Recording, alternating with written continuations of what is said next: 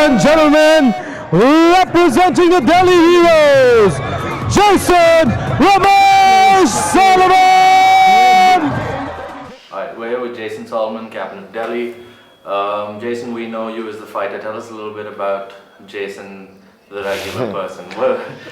Where are you from? What do you do when you're not beating people? Okay, it's a good question. I'm from New Delhi, India. I don't look like it, I don't sound like it, but I'm from Delhi. I'm a Delhiite through and through. My father is Indian and my mother's American. So I'm like a half-bred Indian American. But I grew up in Delhi my entire life. And I went to school abroad in America for college, then came back to India. Before fighting, I did DJing, promoting, I made a little music. I make music on the side. I like to party. I like to have a good time. I like girls. I like music. I like dancing. I like traveling. I'm just a regular guy, bro. So, how'd you get into fighting? I've always been an athlete. I've always been inclined to sports. I wanted to be a pro basketball player as a kid growing up. That somehow didn't happen, and we ended up getting into mixed martial arts. And I guess right place at the right time, you know, and just making the most of the opportunity.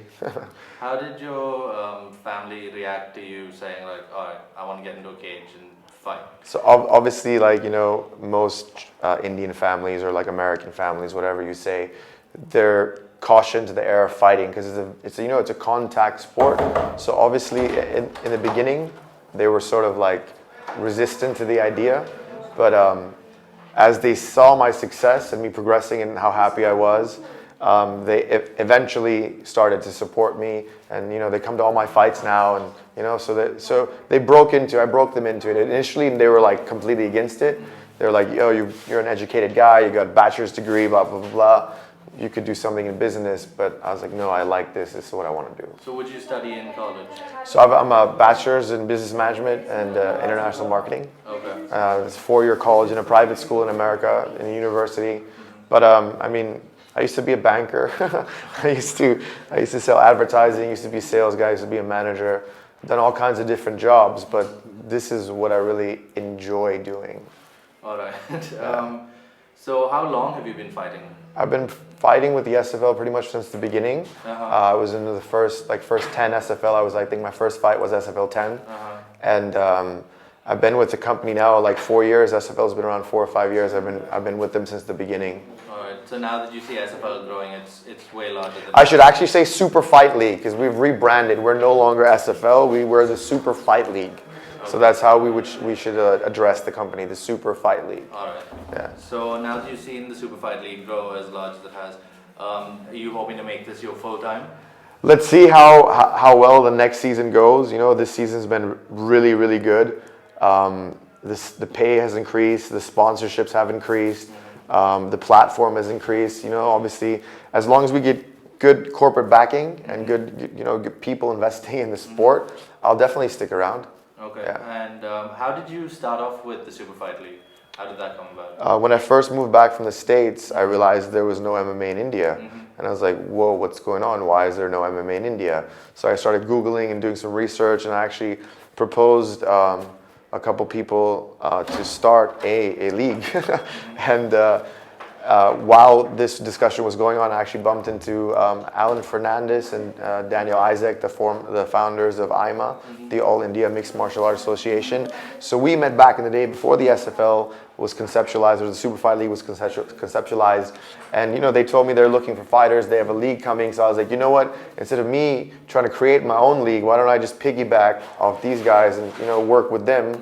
Because they've already got a better foundation, more money, better contacts than me.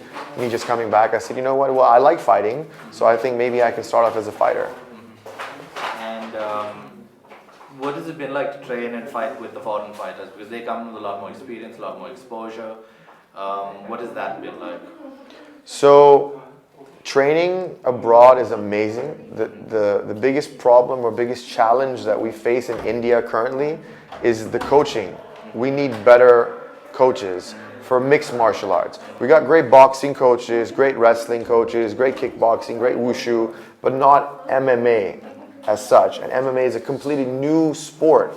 So even if you're good at one or two of these disciplines, if you don't know MMA, you can't really transition from a wushu coach or a boxing coach to an MMA coach. So getting more coaching, getting better betting coaching is the biggest thing. Training abroad is amazing. I love it.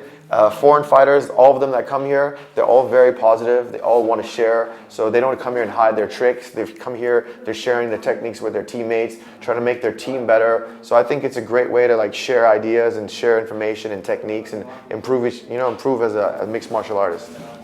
All right. So you went viral rather Yeah. infamously. Right. For a pretty crazy knockout. Right.